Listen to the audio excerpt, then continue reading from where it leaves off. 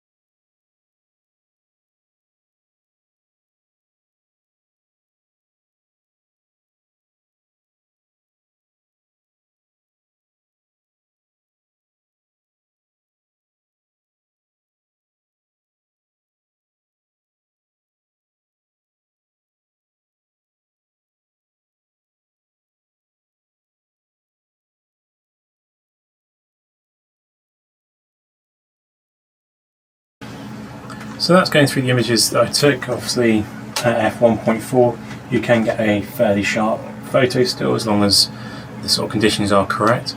The problem with it, I find, is that you still have to be fairly far away from the animal to get a photo.